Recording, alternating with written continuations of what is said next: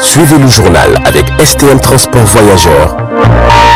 Une nouvelle façon de voyager.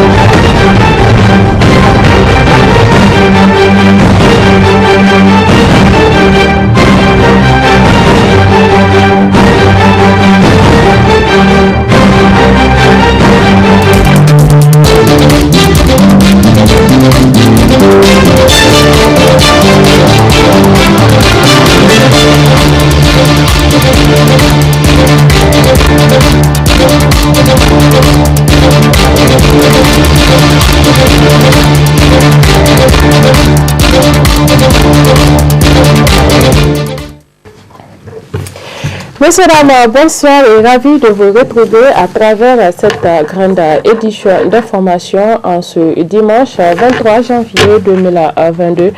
Une édition que nous débutons par cette cérémonie de passation de service entre le secrétaire général sortant et du tout nouveau secrétaire général entrant au siège de la Confédération nigérienne des travailleurs CNT. Compte rendu Ibrahim Abdul-Kader et Abdul-Raouf Dayabou. La Confédération nigérienne des travailleurs passe de Sako Mamadou à Moukela Halidou. La cérémonie s'est tenue au siège de la dite confédération en présence des membres du bureau récemment élus, mais aussi de certains membres fondateurs de la centrale syndicale. Je tiens à saluer ce moment spécial où Sako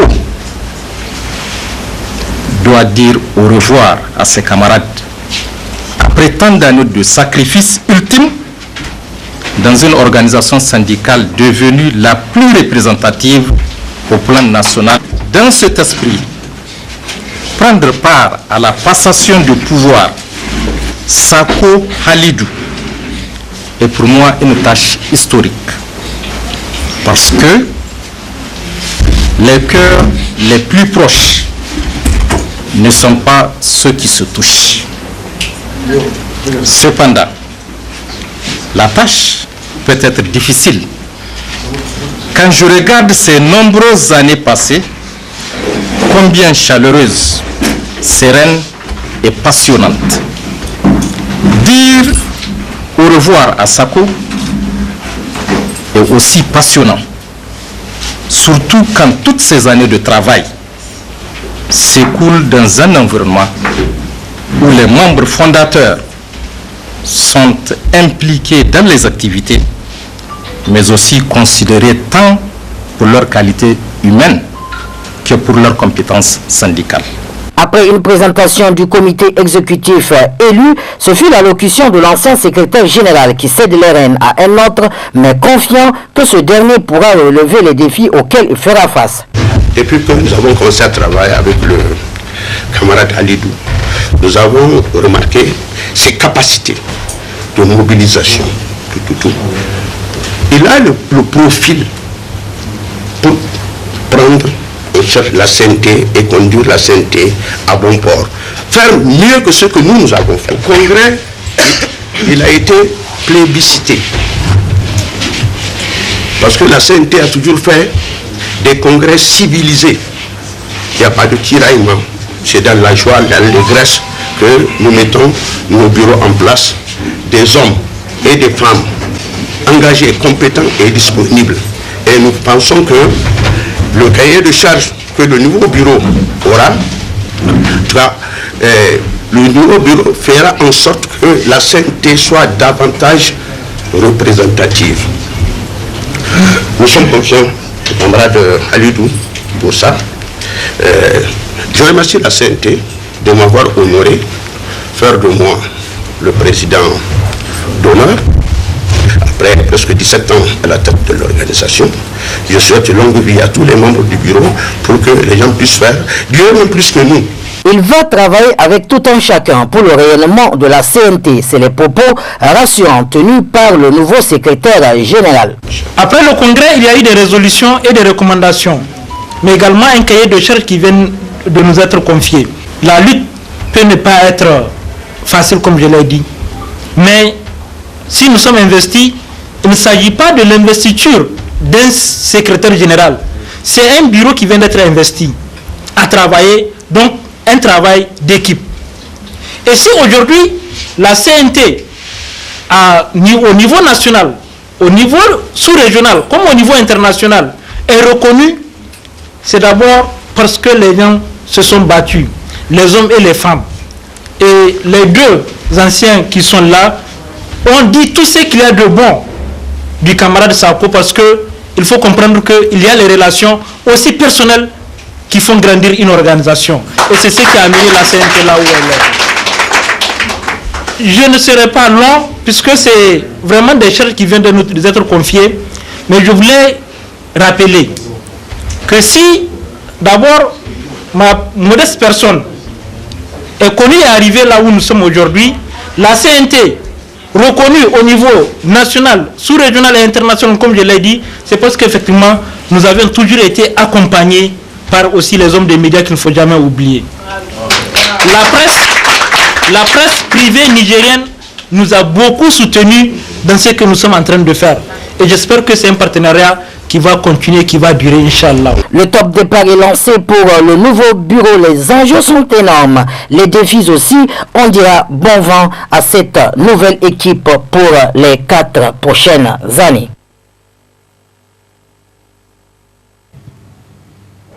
Cérémonie de clôture de la campagne de sensibilisation sur la lutte contre la délinquance juvénile, particulièrement la consommation de la chicha et l'utilisation abusive des réseaux sociaux, organisée par la Direction de la protection des mineurs et des femmes de la Direction de la sécurité publique.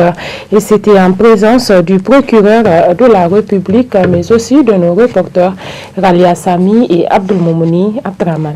Après cette semaine de sensibilisation dans les différentes communes de la région de Niamey sur la délinquance juvénile, particulièrement la consommation de la chicha, la campagne initiée par la division de la protection des mineurs et des femmes est à sa fin.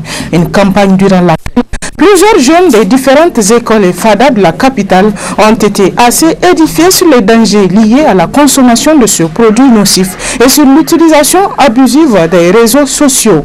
En choisissant de convier le procureur de la République près du tribunal de grande instance hors classe de Niamey et tous les services d'enquête, je pense que nous avons opté pour une approche de complémentarité et de synergie entre toutes les structures engagées dans la lutte contre la délinquance juvénile au Niger. Dans ce contexte, la coopération est essentielle entre tous les services chargés de l'application de la loi. Il est donc important de continuer à renforcer cette coopération et à mutualiser nos efforts. Je suis sûr que cette journée contribuera à susciter de nouvelles initiatives et à changer aussi le regard sur la prévention, vue comme l'un des piliers de la lutte contre la délinquance juvénile. Nous avons toutes les raisons de croire au succès de notre lutte. Après cette phase de sensibilisation, le procureur de la République rassure de l'engagement des autorités compétentes à passer à la vitesse supérieure tout en saluant l'initiative. En matière de prise en charge de la délinquance juvénile de manière générale, la prévention occupe une place prépondérante. C'est un aspect important de la prise en charge de la délinquance juvénile. C'est en cela que je trouve cette démarche assez pertinente. Il s'agit d'une initiative très louable et j'ai été particulièrement émerveillé par la pertinence de l'activité et aussi le courage qui a caractérisé tous les membres qui ont contribué à la réalisation de cette activité. J'ai suivi des jours comme des nuits, j'ai suivi également les terrains souvent assez dangereux. Ils n'ont jamais hésité, ils n'ont jamais reculé. Ils sont partis à la rencontre des jeunes de tous les quartiers de Niamey. Le parquet a été particulièrement émerveillé par la pertinence de votre démarche et le courage aussi dont vous avez fait montre. Évidemment, si on passe par le volet prévention, si les choses marchent, s'améliorent, c'est tant mieux pour tout le monde. Mais lorsque on se retrouve en face des récalcitrants, des gens qui n'ont pas obtempéré et qui n'ont pas bien perçu le message qui leur a été transmis, naturellement, nous serons obligés d'évoluer vers la sanction, la répression. Nous ne souhaitons pas arriver à ce point, mais lorsque ça s'impose, on va le faire et on va le faire sans faiblesse. Procédant à la clôture officielle de cette campagne, le directeur adjoint de la sécurité publique n'a pas manqué de remercier toutes les parties prenantes pour la réussite de cette campagne.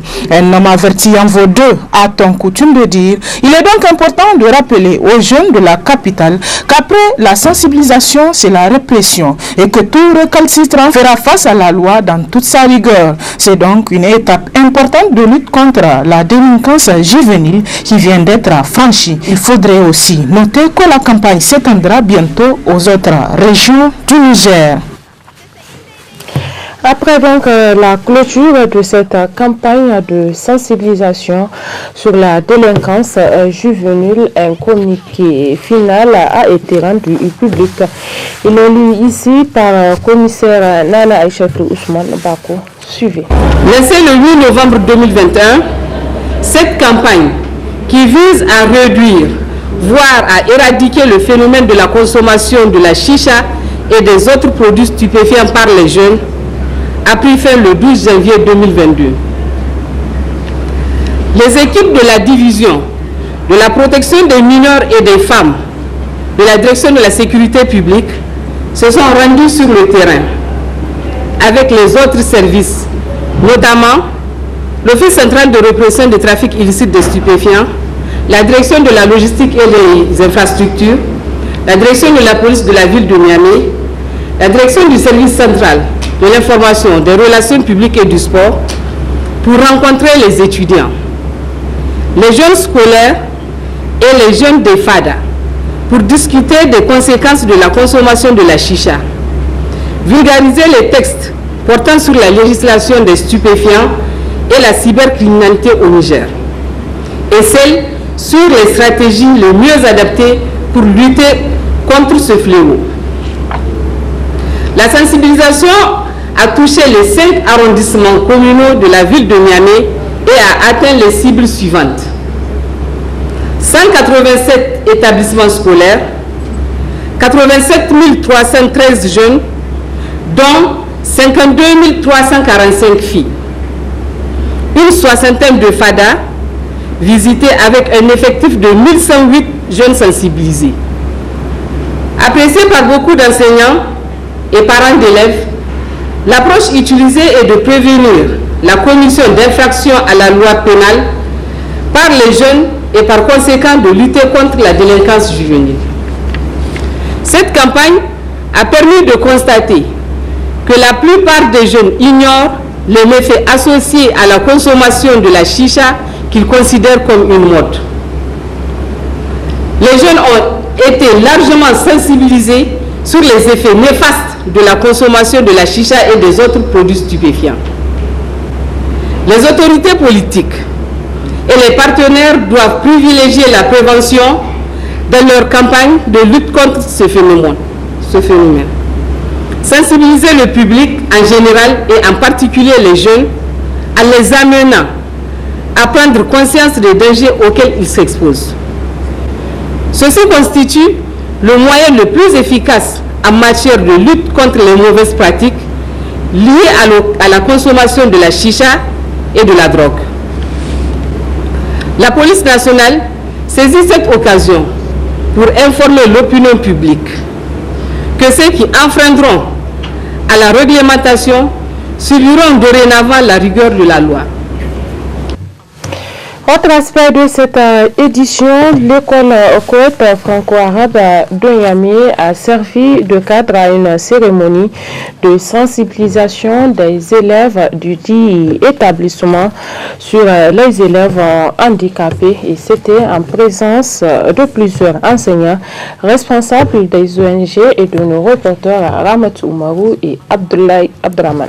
Initié par plusieurs collectivités de l'ONG ONEN, Tofi et Mouriel Yara, cette activité vise à sensibiliser les élèves de l'école primaire côte franco-arabe sur l'injustice sociale que vivent au quotidien les enfants en situation de handicap et de valoriser la scolarisation de la jeune fille. Chers invités, chers camarades, élèves de l'école Koweït franco-arabe et de la classe passerelle, le gouvernement scolaire par ma voix vous souhaite la bienvenue. Tout d'abord, nous remercions l'ONG, ONEN, Tofi et Mournayara pour l'organiser de la présente cérémonie et d'avoir choisi l'école Koweït FA pour l'implantation de la classe passerelle. Il est aussi rappelé que l'école Koweït FA est une école pilote de handicap international. Pour le directeur de cette école, le droit à l'éducation pour les enfants, quel que soit leur handicap, est un droit fondamental et inaliénable. C'est organisé dans le cadre de, comment on appelle ça, de l'éducation inclusive pour montrer, c'est une sensibilisation pour montrer aux parents d'élèves, à l'opinion publique nationale et internationale que l'enfant en situation de handicap, l'enfant handicapé peut toutefois étudier et être et réussir comme les autres élèves. Donc c'est dans le cadre de l'éducation inclusive. Donc aux parents d'élèves, c'est de ne pas négliger les enfants handicapés, de les amener à l'école, de leur donner la chance pour qu'ils montrent eux-mêmes leur talent. Ce n'est pas seulement le côté intelligence, il y a le côté pratique. Ils peuvent être, comment on appelle ça, des techniciens, ils peuvent être des intellectuels et ils peuvent réussir dans tous les domaines, comme les autres qui ne sont pas des handicapés. Et je profite de cette occasion pour remercier l'ONG ONEL, l'ONG Tofi et Mournayara. Des spectacles, des poésies, de la musique arabe, les préaux d'école Koweït résonnent déjà des éclats, des rires et de joie des enfants. La classe passerelle de l'école Koweït franco-arabe dispense une éducation primaire aux enfants handicapés et non handicapés âgés de 9 à 10 ans. Prématurément déscolarisés ou non scolarisés. Notons que des dispositions ont été prises pour favoriser la scolarisation et répondre aux besoins éducatifs des élèves, particulièrement des élèves en situation de handicap.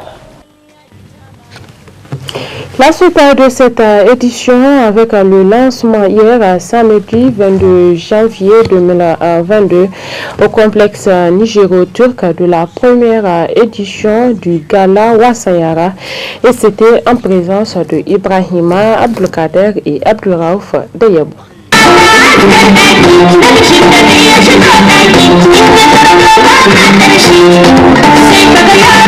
C'est par ces chants et danses qu'a débuté cette première édition du Gala Wassayara, une édition qui a regroupé 4 grands établissements de Niamey au complexe nigéro-turc, à savoir le CSP Siloé, le CSP Asifa traditionnel et académie, mais aussi le CSP Palais du Savoir. Une cérémonie qui n'a pas laissé indifférent le comité d'organisation au regard du thème choisi, la scolarisation de la jeune fille. Le Gala Wassayara qui a pour thème la scolarisation de la jeune fille et une activité culturelle des enfants et parents d'enfants pour une campagne de sensibilisation sur la scolarisation de la jeune fille. Et il est important de conserver cette tradition pour les générations à venir. C'est pourquoi je tiens à saluer et à féliciter les organisateurs de ce festival qui, à travers leur projet culturel, cherchent à promouvoir et à donner des conseils aux parents des jeunes filles. Il est également heureux de constater que le présent festival ne se focalise pas seulement sur la scolarisation de la jeune fille. Je me réjouis que le comité d'organisation ait décidé de porter le thème de cette activité sur le nom du Gala Wassayara. Des concours de danse, d'art oratoire, de défilé, mais aussi du karaoké ont marqué la suite de cette première édition du Gala Wassayara au grand bonheur des différents participants.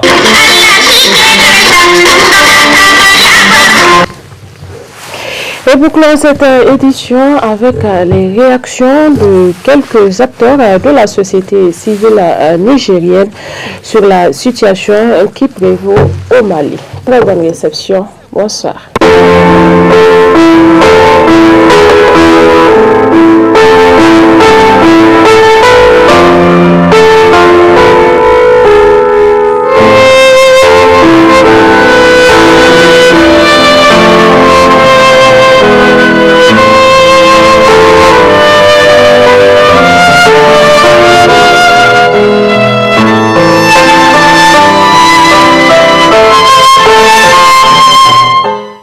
Oui, c'est vrai, comme vous l'avez dit, la CEDEAO signe, le Mali persiste. Et il y va de soi, lorsque la CEDEAO signe illégalement, c'est naturel que la CEDEAO, que le Mali puisse persister. Parce que tout simplement, la CEDEAO a pris des sanctions qui n'existent même pas dans les textes. Et on nous enseigne en droit qu'il n'y a pas de sanctions sans texte. Aujourd'hui, oublions même cet aspect légal de la sanction. Allons au fond. La CEDEAO, ou bien les chefs d'État de la CEDEAO parlent de fermeture des frontières, du retrait des ambassadeurs et tout ce qui s'ensuit. Mais moi, je me suis dit que, est-ce qu'il y a eu une réflexion préalable? On parle de la fermeture des frontières. On ferme la frontière du Mali, ou bien les gens ferment leurs frontières, les pays frontaliers au Mali ferment leurs frontières au Mali parce que tout simplement ils supposent que la transition ne respecte pas un certain nombre de règles démocratiques. Ok, d'accord. Mais est-ce qu'ils ont regardé cela sur l'aspect économique, sur l'aspect social, sur l'aspect politique? Parce que tout simplement aujourd'hui, la fermeture des frontières entre, moi je prends l'exemple du Niger, entre le Niger et le Mali, sera, si vous voulez, fatal pour les deux pays, pour l'économie des deux États. Parce que le Niger ne dépend pas à 100% du Mali, tout comme le Mali ne dépend pas à 100% du Mali. Et l'ensemble des pays de la CEDEAO. Le Mali ne dépend pas de l'ensemble des pays de la CEDEAO. Donc c'est dire que quoi? Économiquement, les chiffres d'affaires vont chuter. Et que ça soit dans l'espace CEDEAO, mais également au Mali. Mais tout de même, le Mali sortira gagnant. Parce que quoi? Le Mali est en train de mener une bataille de dignité. Le Mali est en train de mener une bataille pour l'indépendance et la souveraineté politique, économique et territoriale de son pays. Donc eux, ils savent ce qu'ils sont en train de faire. Mais les chefs d'État de l'espace CEDEAO, qui ne sont rien d'autre que les représentants locaux des impérialistes français, qui sont là à faire des pieds et des mains pour montrer à quel point l'État malien est un État anti-démocratique. Or, si on fait une analyse sociopolitique, l'ensemble des pays de la CEDEAO, vous ne trouverez pas 3 ou 4 présidents légitimes. On a le cas du Niger, on a également le cas du Burkina, on a le cas du Bénin, de la Côte d'Ivoire, du Tchad, si vous prenez encore du Togo. Tous ceux-là sont très mal placés pour sanctionner quelqu'un parce qu'il ne respecte pas les règles ou bien les jeux démocratiques ou bien les desiderata de quelqu'un qui se trouve ailleurs. Le problème est parti d'où? C'est l'arrivée du Wagner. Tout est parti de là. Ce n'est pas une histoire de transition ou bien une histoire de quoi que ce soit. Non, moi je ne suis pas d'accord. Sinon il y a eu plusieurs transitions qui ont duré. Au Niger, d'un coup d'État, un régime a fait 13 ans ou 14 ans. Tout comme il y a eu des régimes qui ont eu fait des transitions qui ont eu à faire 6 mois, 9 mois ou 1 an, 13 mois. Tout cela. Parce qu'il n'y a pas une texte, il n'y a pas une base, autant pour moi, il n'y a pas une base légale. Il n'y a pas un texte qui dit que pour faire une transition militaire, ça doit durer un tel délai. Il n'y a pas. Et aujourd'hui, les 5 ans là, que veulent faire la transition et les autorités maliennes de la transition, si c'est la volonté du peuple, bon sang, pourquoi la CEDEAO va s'agiter? C'est parce que tout simplement, au-delà, les Français savent que à partir, avec une bonne assise de 5 ans durant, le Mali s'envolera sans ses plumes. Et ils sont contre cela parce que la France a toujours voulu mettre son nez dans tout ce qui est activité politique, militaire et économique dans l'espace CEDEAO. Et aujourd'hui, Dieu merci, ces jeunes Maliens ont compris cela. Et grâce à eux, moi je pense que ça doit faire école pour les autres pays de l'espace CEDEAO. Parce que tout simplement, le Mali est sur la bonne route et avec l'aide de Dieu. Vous avez vu, ça va déjà, l'Algérie a tendu sa main aux Maliens. Et cela, il faut interroger l'histoire. Ce n'est rien d'autre que l'envoi, le retour de l'ascenseur à l'envoyeur. Au moment où ces mêmes chefs d'État, ou bien ces mêmes pays de l'espace CEDEAO, avaient soutenu la France dans la guerre de l'Algérie, lui, le chef d'État du Mali, a soutenu les autorités algériennes qui voulaient le Front National de la Libération. Il les a soutenus pour que, tout simplement, l'Algérie puisse être indépendante et libre. Et finalement digne aussi. Parce qu'aujourd'hui, nous savons qu'en matière de dignité et de notoriété, la voix de l'Algérie pèse beaucoup plus sur l'échiquier international que celle de l'ensemble des voix des chefs d'État de l'espace CEDEAO. Et tout cela, pourquoi? Parce que quelque part, ils ont assumé leur combat, leur lutte politique, économique et même, si vous voulez, sociale. Et ça y va de soi que le Mali puisse quelque part copier, bien recopier l'Algérie, parce que tout simplement, au temps du chef d'État ou bien du président de la République malienne d'antan, Modibo Keïta, on a constaté que le Mali a vraiment eu une indépendance économique, politique et financière.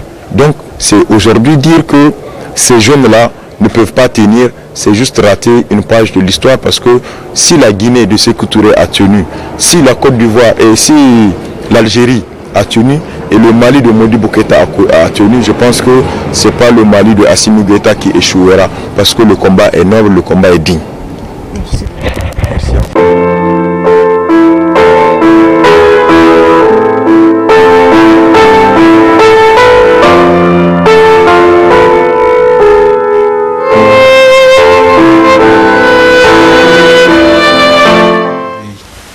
Nous retombons dans les mêmes erreurs où c'est toujours entre nous qu'on s'entre-déchire, d'autres profitent de ce que nous faisions entre nous.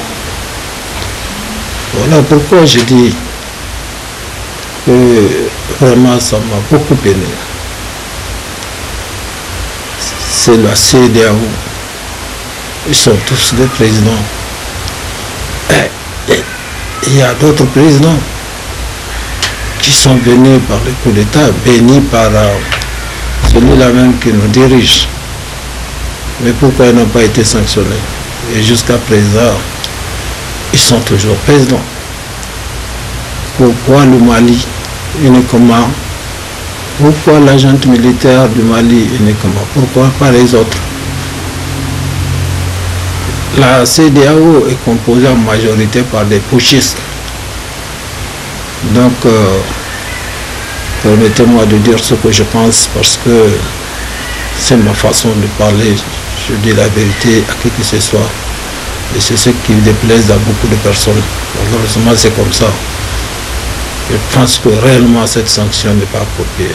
C'est pas normal et c'est illégal.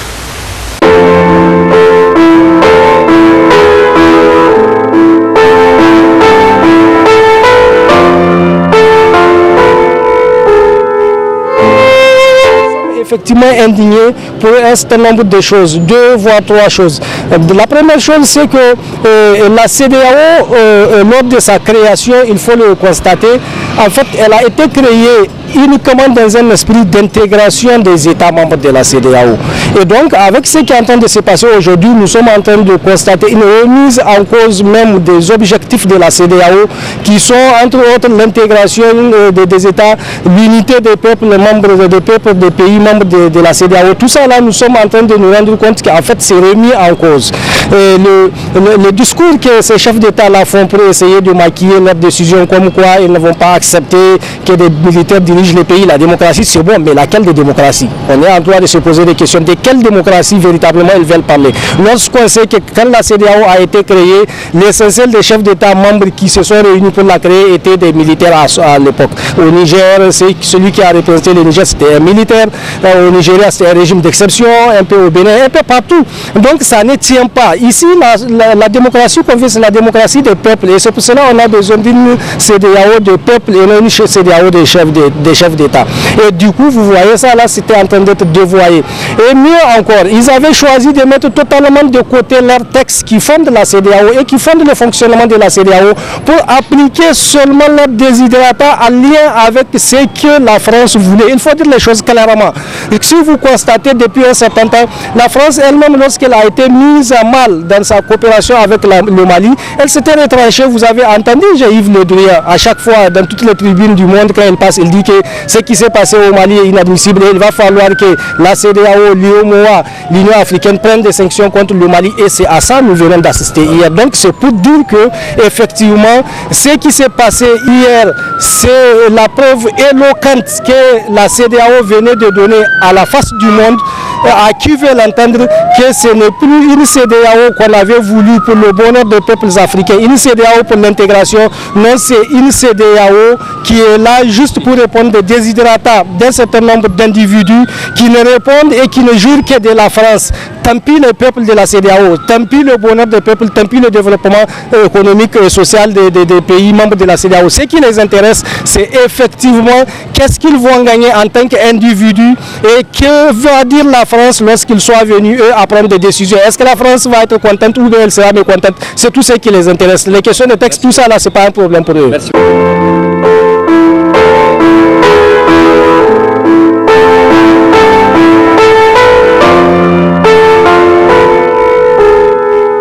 Impact, c'est d'abord l'accès à leurs avoirs. C'est les efforts de tant d'années fournis par les citoyens donc de ces pays courageux. C'est des efforts laborieux qui ont été fournis par les citoyens qui se trouveraient bloqués donc dans les banques notamment de la BCEAO auxquelles donc naturellement sur la base donc